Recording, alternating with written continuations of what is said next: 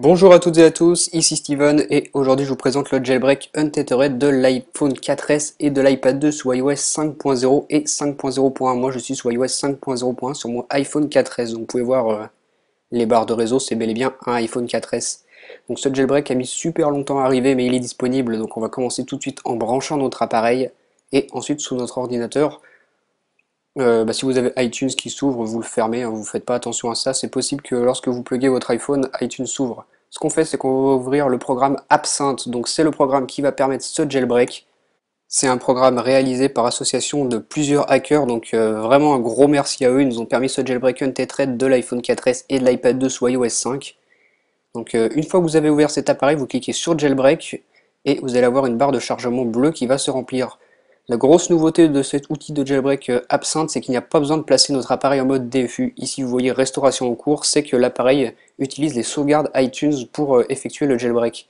Donc il faut bien sûr que vous en ayez fait une avant, mais ça vous l'avez obligatoirement fait. À l'écran, vous voyez la petite spirale qui tourne là, la petite roue blanche sur fond noir. Donc on laisse travailler Absinthe, donc vous ne touchez à rien, vous ne débranchez surtout pas votre appareil et on continue d'attendre que la barre bleue se remplisse. À l'écran, vous voyez la pomme d'Apple blanche qui apparaît. Donc l'appareil est en train de redémarrer, vous voyez sur Absinthe Waiting for Reboot, donc vous laissez bien brancher votre appareil, hein, je vous le redis, vous ne le débranchez surtout pas. Ici, encore une petite spirale qui tourne sur l'écran, on continue d'attendre. Absinthe affiche toujours l'attente du reboot. Voici une barre de chargement avec le logo d'Apple, et vous voyez que la barre bleue dans Absinthe se remplit peu à peu. Une nouvelle spirale sur l'écran, celle-ci va durer moins longtemps, et voilà, on a accès au lock screen de l'appareil. Donc on va déverrouiller. Si vous avez des notifications comme quoi vous avez une carte SIM activée, vous faites ce que vous avez à faire. Et pour l'instant, on ne touche à rien, on va attendre que Absinthe ait fini son travail. Vous voyez que la barre bleue a quasiment terminé de se remplir, on attend encore quelques instants, ça ne sera pas long. Ça devrait bientôt être terminé. Voilà, c'est fini. Si on se rend sur la deuxième page du Springboard, vous voyez que vous avez une icône. Il ne s'agit pas de Cydia, mais d'une icône avec le logo d'Absinthe, donc avec le logo Green Poison et vert. Si on l'ouvre, vous voyez que vous avez une page blanche ici avec un message d'erreur qui peut apparaître. Donc s'il apparaît, euh, il y a moyen de régler ce problème. Donc ce qu'on va faire, c'est qu'on va se rendre dans les réglages et qu'on va activer le VPN.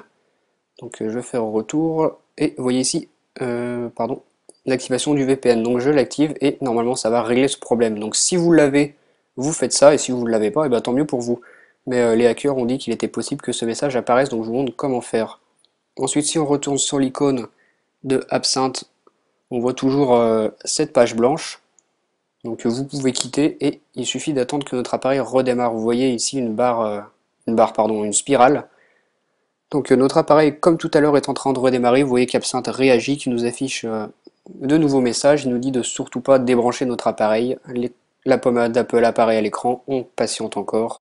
Donc vous voyez que ce jailbreak est vraiment particulier. Il utilise déjà un nouvel outil de jailbreak et la méthode est totalement différente. Vous pouvez voir qu'on n'a pas utilisé les programmes habituels de jailbreak et que la méthode est totalement différente avec cette utilisation des sauvegardes iTunes. Donc notre appareil est en train toujours de faire son redémarrage. Ici vous voyez la pomme d'Apple et la barre de chargement. Ce sont vraiment les toutes dernières étapes de ce jailbreak. Quand cette étape est terminée, on aura Cydia d'installer et on pourra commencer à l'utiliser. Vous voyez une dernière molette qui tourne qui apparaît à l'écran. On est rendu sur le lock screen et on peut déverrouiller notre appareil. Si on se rend sur la deuxième page, vous voyez l'icône de Cydia marron. Donc enfin cette icône sur un iPhone 4S. Donc ce qu'on fait, c'est qu'on l'ouvre et qu'on va commencer à utiliser Cydia. Pour commencer, on a cet écran noir avec le rechargement des données car c'est la première utilisation de Cydia, donc ça peut prendre pas mal de temps. Donc je vous rappelle que ce jailbreak Untethered de l'iPhone 4S et de l'iPad 2 marche pour iOS 5.0 et iOS 5.0.1.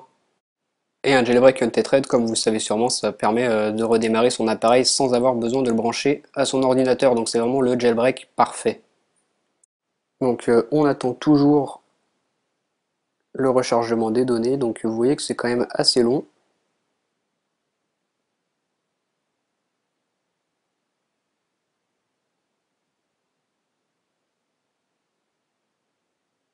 Ah, ça a l'air d'être terminé, vous voyez la petite roue, voilà, on est encore sur le lock screen, on peut déverrouiller, et lorsqu'on relance Cydia, on choisit son type d'utilisateur, on fait OK, et voilà, vous arrivez sur la page d'accueil de Cydia, votre iPhone 4S ou iPad 2 est prêt à être utilisé. Donc voilà, je vous remercie d'avoir regardé cette vidéo, et à bientôt. Au revoir.